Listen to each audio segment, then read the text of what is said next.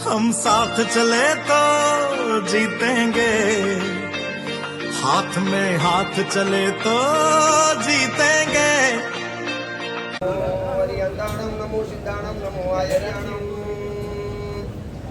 नमो वज्रायणम नमो लोये सर्वसामुणम एषो पंचनमुकारो सौपपावपनासनो मंगलाणं च सौदेशी परमं वै मंगलम् मंगलम भगवान वीरो मंगलम गौतम प्रभु मंगलम शूलभद्रात्या जैन धर्मोस्तु मंगलम। सौ प्रथम तो तमने लाख लाख धन्यवाद। एक खाली नानकड़ो मेसेज तमारी पासे आव्यो हशे। पूज्य पन्यास जिन प्रेम विजय मासे जे आलेख जगाड़ी तमारा हृदयने स्पर्शी आ माहौल जोता एम लागे छे के घणी वखत मननी अंदरमां क्यारेक क्यारेक निराशा छवाती थी के आ लोको क्यारे देखाय नहीं, कोई जग्याए आवे नहीं, शुं थशे आवतीकाले शुं थशे आवो एक मनमा सवाल हतो। आ आंदोलन थयुं एनो मोटो फायदो ए थयो के आवतीकालनी आशा अमारा माटे बहु उज्जवल बनी गई। आ तमारी हाजरीने जोया पछी जे रीते तमे उल्लासथी आव्या, दरेकनी आंखनी अंदरमां एक चमक, उल्लास, आनंद। जे थयुं ए तो दुखद छे पण एनी साथे एक सुखद प्रकरण ए बन्युं के सूरतनी जनता आटली जागृत छे, सूरतनी जनता आटली बधी संवेदनशील छे અને સુરતની જનતાની અંદરમાં આટલો બધો ધર્મ પ્રેમ છે એ આ ઘટનાને જોયા પછી બન્યું। એટલે આ ઘટના વારંવાર બને એવું આપણે નથી કહેતા, પણ તમારી આ જાગૃતિ, તમારો આ સ્નેહ, તમારો આ ધર્મ પ્રેમ અને તમારી આ ધર્મ જાગૃતિ સદૈવ જાગતી રહે અને કોઈ પણ કારણવશાત ભેગા થવું છે એમ નહીં, આપણે ભેગા થતા જ રહેવું છે। સવારથી અથવા તો ગઈકાલથી પૂજ્ય પન્યાસ જીન પ્રેમ વિજયજી મહારાજ અને અનેક સુરીવરો મુનિવરો ભગવંતો પૂજ્યપાદ જીનાગમ રત્ન વિજયજી મહારાજ દરેક મહાત્માઓ દરેક સમુદાયના, આ કોઈ સમુદાય કોઈ ગચ્છ પક્ષનો સવાલ નથી, પરમાત્મા મહાવીરના શાસનનો સવાલ છે। અને એ બધાએ જે રીતે સાથ સહકાર આપ્યો, જે રીતે તમારી હાજરી રહી, આ સુરતની અંદરમાં ચાલુ દિવસની અંદરમાં દુકાન છોડાવી અને તમને અહીંયા બોલાવી લેવા આવી તાકાત તો કદાચ વિરાટ કોહલી સદી મારતો હોય તો પણ એની આવી તાકાત નથી।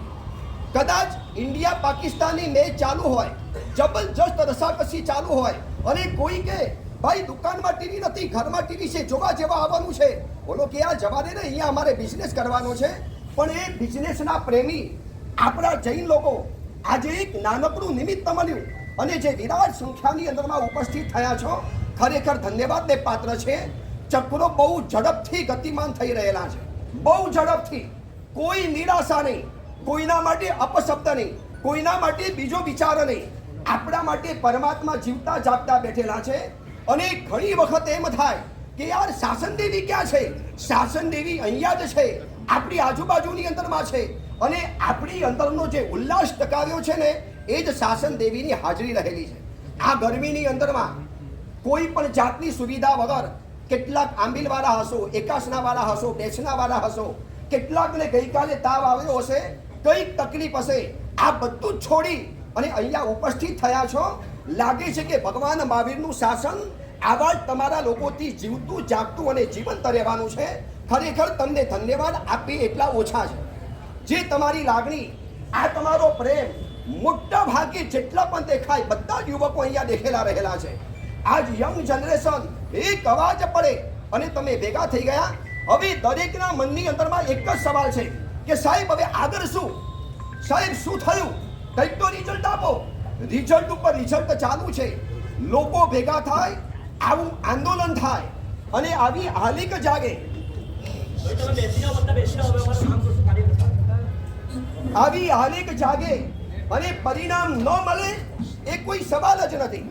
તમારી જેવી પ્રજા જ્યારે સાથ પુરાવતી હોય, આવો તમારો સપોર્ટ મળતો હોય, આવા મહાત્માઓ જ્યારે લોહી પાણી એક કરતા હોય, દરેક મહાત્મા પોતાની રીતે બધી રીતે બળ ઠાલવતા હોય, તન મન ધન જ્યારે વરસી રહેલા હોય અને આપણને રિઝલ્ટ ન મળે એવું કોઈ શક્યતા નથી। એવી કોઈ કેતા કોઈ શક્યતા નથી।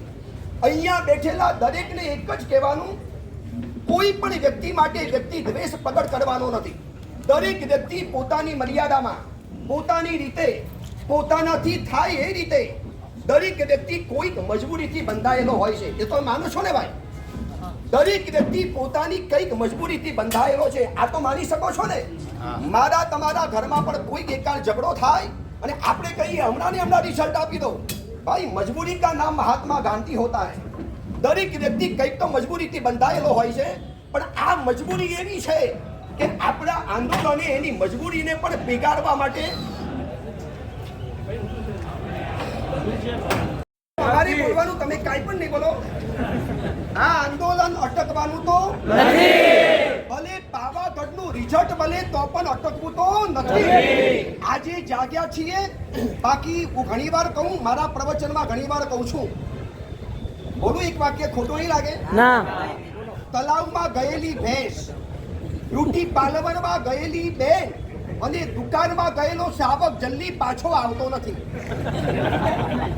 હવે એને લાવવા આજે તમે આવ્યા છો, ખરેખર ધન્યવાદ આપું છું.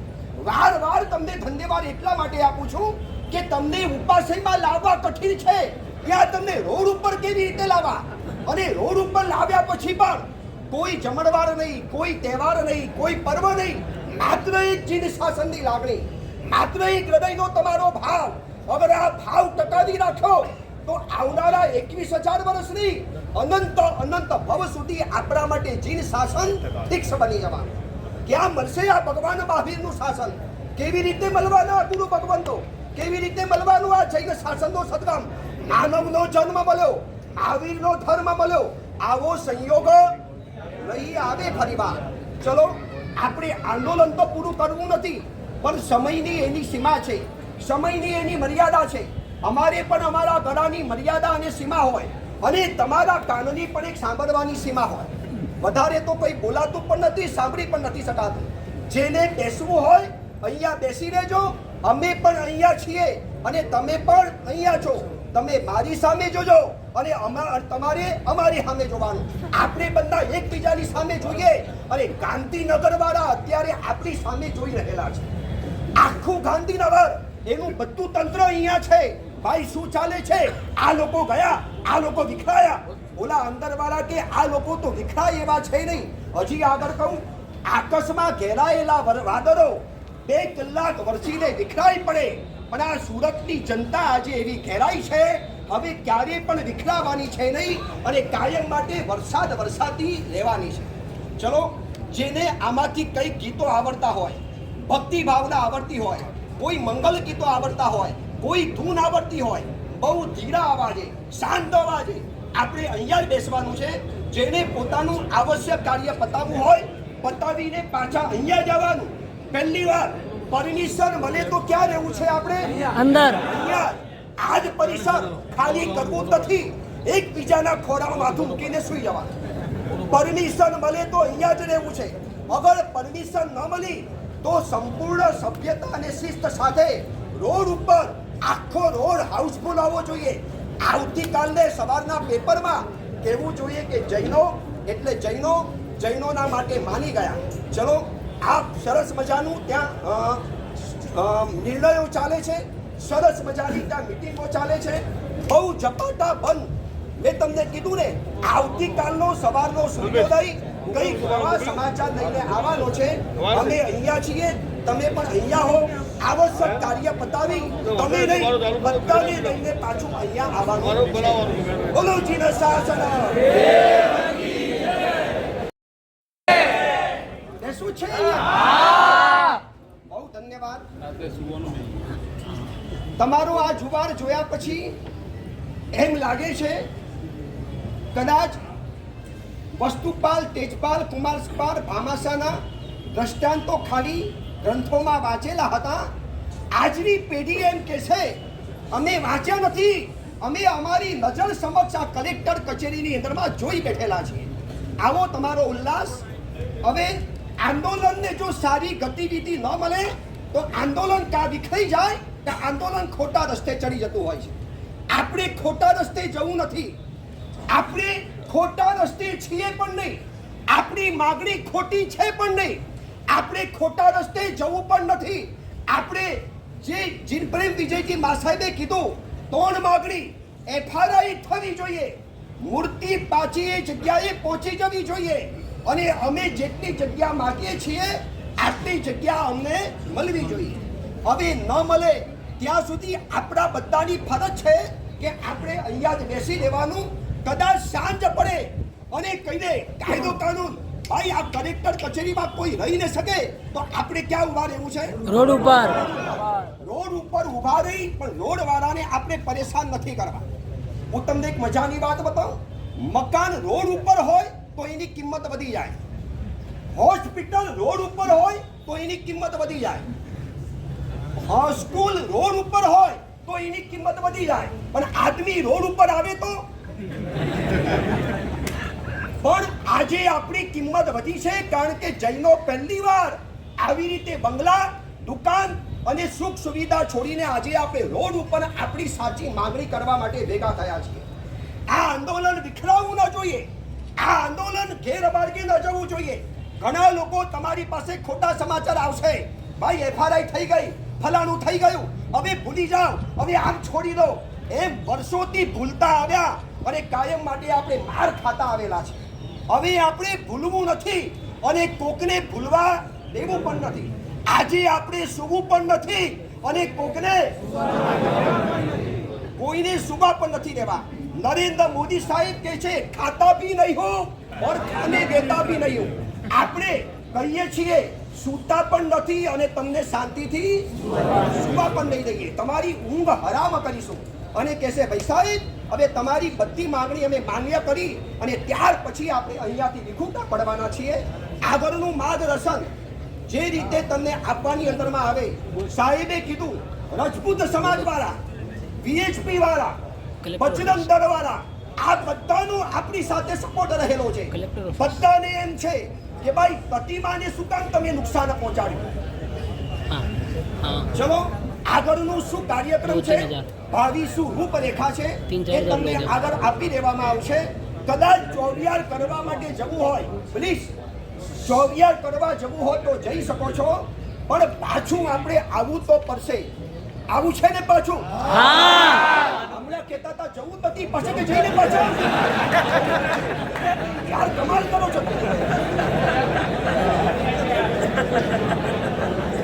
अभी कहते थे जाना ही नहीं है, अब कहते हैं जाके वापस लौटेंगे. चलो कभी कभार गलती से भूल हो जाती है, कोई चिंता मत करो. આગળની રૂપરેખા બહુ મહત્વની છે. હવેના કલાકો આપણા માટે બહુ મહત્વના છે. હવેનો સમય તમને ખબર છે ને 20 ની અંતરમાં ડેથ ઓવર કહેવાય, ડેથ ઓવર. આ ડેથ ઓવરમાં જો વિકેટ ન પડી તો મેચ જીતી શકાતી નથી. હવે આપણા માટે ડેથ ઓવર છે, બહુ કટોકટીના કલાક. આપણે ભૂલવું નથી, કોકને આપણે બદનામ કરવા નથી. ભલે આપણી ઉપર કોઈએ સિતમ ગુજાર્યો, આપણે અપશબ્દ બોલવા નથી, આપણે બધાને સદભાવના આપીએ છીએ.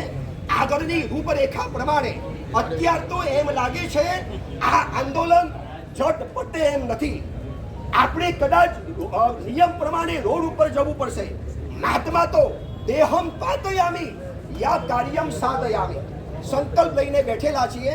કદાચ નિયમ મુજબ પ્રશાસનનો નિયમ છે રાતના સમયમાં આટલી બધી સંખ્યાને અહીંયા ઊભા રહેવા ન મળી શકે તો રોડ ઉપર ઊભા રહીશું. ભલે બેઠા બેઠા માળા ગણીશું, માળા નહીં હોય તો જાપ કરીશું, અને કશું ન હોય તો મોબાઈલ તો છે જ તમારી પાસે. કશું ન હોય તો મોબાઈલ તો છે ને તમારી પાસે. આખી રાત નીકળી જાય મોબાઈલમાં, શું ખબર પડે? દિવસોના કલાક નીકળી જાય. પણ જઈશું તો નહીં, છોડીશું તો જે પકડ્યું એ પકડી રાખવું છે. અમે સિંહના બચ્ચા છીએ, અમે જૈનો છીએ. किसी को छेड़ते नहीं है और छेड़ने वाले को छोड़ते नहीं है.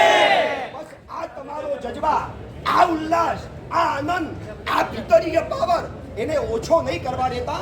ચલો આગળની વાત આગળ પ્રમાણે જણાવવામાં આવે છે. ચાલુ હતી એમાં તમે વિચારી શકો છો 92 વર્ષના પણ યુવાન એક આચાર્ય ભગવાન આપણી સમક્ષ ઉપસ્થિત થયા છે.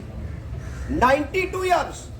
અને સાહેબજીનો રંકાર છે કે હું પણ તમારી સાથે છું અને તમારે પણ મારી સાથે રહેવાનું.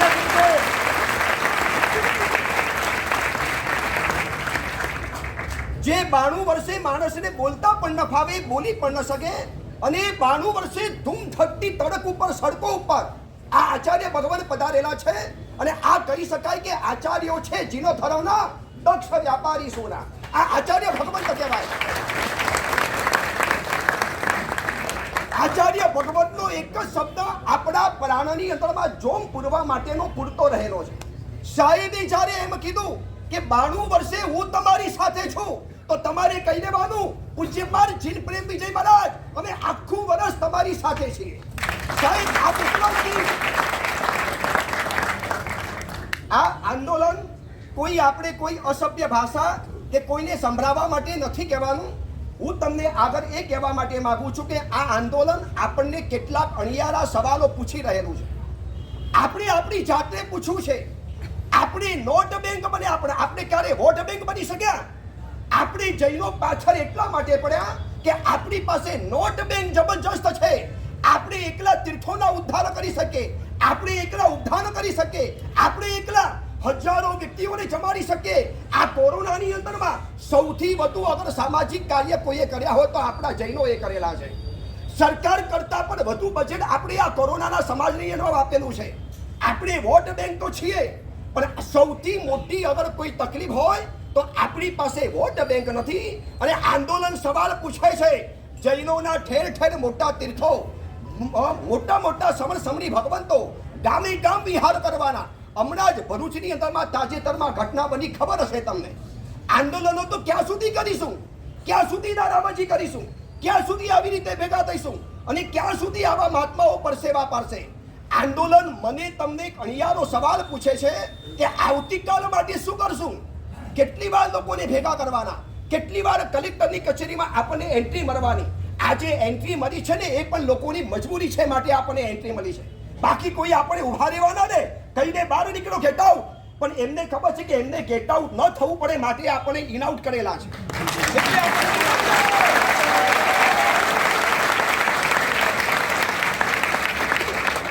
એમ તાળીઓ પાડવાથી કે જય નારા કરવાથી નહીં થાય. આવતીકાલ માટે આપણે આજે કંઈક વિચારવું પડશે. ક્યાં સુધી આપણે સહન કરીશું? દર વખતે ભીખ માંગવાની, દર વખતે આવેદન પત્રો આપવાના, દર વખતે કહેતા ભરવાનું. વાક એ લોકોનો નથી, વાક આપણો છે. ગુજરાતીમાં એક સરસ મજાનું વાક્ય આપ્યું છે, દગો કરનાર તો દગો કરી ગયો, પણ આપણે એને મોકો કેમ આપી દીધો? આપણે મોકો આપીએ છીએ. આપણી એકતાનો અભાવ, આપણે ભોગ વિલાસમાં ચકચૂર બનતા ગયા, આપણે નોટ બેંક બનતા ગયા. સાચું કહેજો, જૈનોની પાસે આ જ્યારે સવાલ આવશે, આજે બાકી બધાને થાબડ થીબડ થતા હોય, બાકી બધાને સાચવવામાં આવતા હોય, બાકી બધાને રોજબરોજ સામેથી ભેટ મળતી હોય, એનું કારણ એક જ છે, એ લોકો નોટ બેંક નથી, એ લોકો શું છે? Vote bank.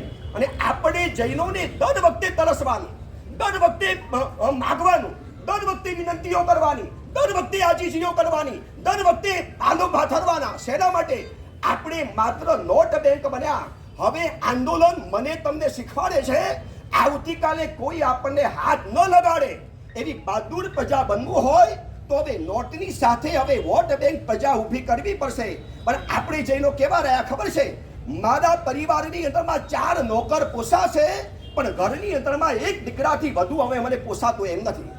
અરે ઘરમાં 4 નોકરનો ખર્ચો કરો છો, 4 નોકરને કાઢો, 1 નોકર રાખો, અને બાકીના 3 નોકરના ખર્ચામાં એક સંતાન તમારું આરામથી ભણી જાય, આરામથી આગળ નીકળી જાય. આ આંદોલન મને તમને અણિયારા સવાલો ઘણા પૂછે છે. આપણે કોઈને નથી પૂછવું, આપણે આપણી જાતને પૂછવું છે. ભાઈ, મેં શું કર્યું? આટલા વર્ષો મેં શું કર્યું કે મારે જૈનોએ આપણા 92 વર્ષના એક બુઝુર્ગ વિદ્વાન આચાર્ય ભગવંતને જ્યારે દોડીને અહીંયા આવવું પડતું હોય, આચાર્ય ભગવંત આવ્યા, એ એમની શોભા છે, પણ એમને દોડીને આવવું પડ્યું એ આપણા જેવા માટે બહુ મોટું કલંક છે.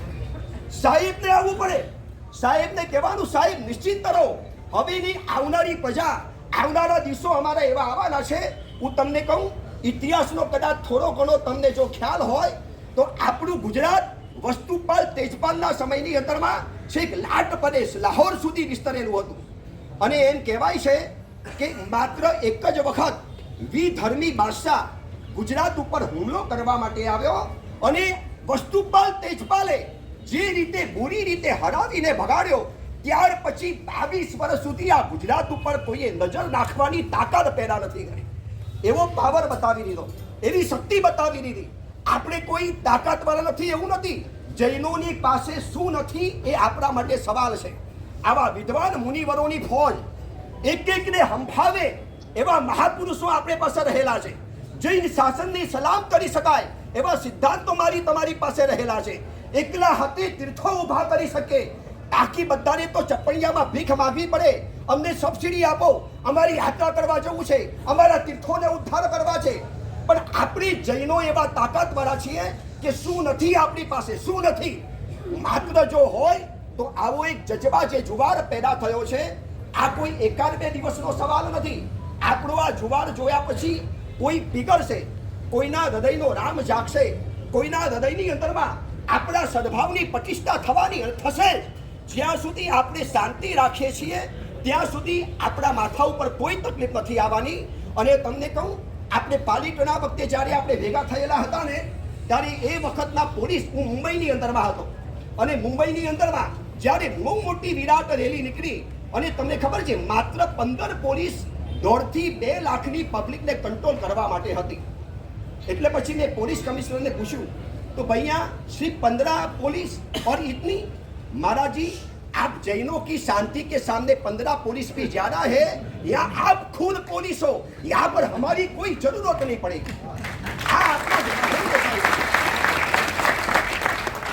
આ આપણા સંસ્કાર, આ આપણી પરંપરા, આ આપણી વિરાસત, આ આપણો વારસો. ચલો સાંભળો, આપણું આંદોલન ક્યાં સુધી પહોંચ્યું, આ આંદોલનની આગ ક્યારે ક્યાં પહોંચતી ગઈ, અને કેટલા લોકોનો સહકાર મળ્યો, આપણે કલ્પના પણ ન કરી શકીએ. તમને કદાચ ખબર હશે, નામ સાંભળ્યું હશે, અવાજ નહીં પ્લીઝ, નામ સાંભળ્યું હશે, સંજય ભણસાલીએ એક મૂવી બનાવી હતી પદ્માવત. ખબર છે? આ પદ્માવત મૂવીનો જેને વિરોધ કરેલો, એ રાજપૂતોની કરણી સેના આજે આપણી સાથે ખભે ખભા મિલાવીને ઉભી રહી. એમનો પોતાનો આ કાગળ આવ્યો છે, અને નીચે લખ્યું છે કે આ કાગળ અમે ગુજરાતના રાજ્યપાલ, ગુજરાતના મુખ્યમંત્રી શ્રી અને ગુજરાતના ગૃહમંત્રીને મોકલીએ છીએ. એમ લાગે કે આ રાજપૂત કરણી સેના નથી, આ જૈનોની સેનાએ પત્ર લખ્યો હોય એટલા ભાવથી લખેલો છે. તમારી સામે વાંચી સંભળાવું, એના શબ્દે શબ્દ સાંભળજો. પ્રતિ કલેક્ટર સાહેબ શ્રી સુરત શહેર, વિષય પાવાગઢના ડુંગર ઉપર જૈન તીર્થંકરોની હજારો વર્ષ જૂની ઐતિહાસિક મૂર્તિનો તોડફોડ કરવા બાબત જૈન માતાજી સાથે જણાવવાનું. પાવાગઢમાં ડુંગર ઉપર જૈન તીર્થંકરોની હજારો વર્ષ જૂની ઐતિહાસિક મૂર્તિ તોડી નાખેલ છે, તે ખરેખર નિંદનીય છે. અમે ઘટના વખોડી રાખીએ છીએ. જૈન સમાજના 24 તીર્થંકરો ક્ષત્રિય સમાજમાંથી આવેલા છે, અને એ વાતનું અમને દુઃખ છે કે આ ઘટનાથી સમસ્ત સમાજ નહીં, સમગ્ર સનાતન સમાજની લાગણી ડૂબાયેલી છે. આગળ સાંભળજો. ભારતની સંસ્કૃતિ, સભ્યતા, સંસ્કાર, શૌર્ય, સમર્પણ, ત્યાગ અને બલિદાન અમર રહેવાના છે. માટે ગૌરવવંત ઇતિહાસને બદનામ કરવાનું કે ભૂલથી ભૂલવાનો પણ કોઈ પ્રયાસ ન કરે એવી અમારી લાગણી અને માગણી છે. કુમારપાળ રાજા, જેઓએ તારંગા તીર્થ બનાવેલું, એવા અનેક રાજાઓ તથા સિદ્ધરાજ જયસિંહ સોલંકી, તેઓને પણ તેમના ધર્મગુરુ હેમચંદ્રાચાર્ય નામે ગુરુ માનેલા હતા, અને ગામના પાદરમાં ઉભેલા સિંદુરિયા થાપાથી શોભતા પારિયામાં પણ આજે શૌર્ય ભરેલો ઇતિહાસ પડેલો છે. આથી જૈન સમાજ તેમજ ક્ષત્રિય સમાજની લાગણી દુભાઈ હોવાથી આ બાબતે યોગ્ય તપાસ હાથ ધરી સખતમાં સખત કાર્યવાહી કરવામાં આવે એવી અમારી નમ્ર વિનંતી છે.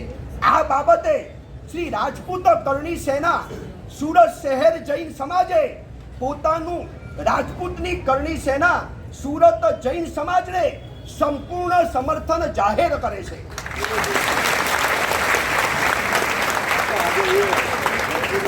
કરણી સેનાના પ્રમુખ કિશોરભાઈ ડાભી એમને પોતે સાઇન કરેલી છે અને એમના ઉપપ્રમુખ કિશોરભાઈ ડાભી અને પ્રમુખ છે ધીરેન્દ્રસિંહ એન સોલંકી આ પત્ર આપણને મોકલી અને આપણા એક જોમવા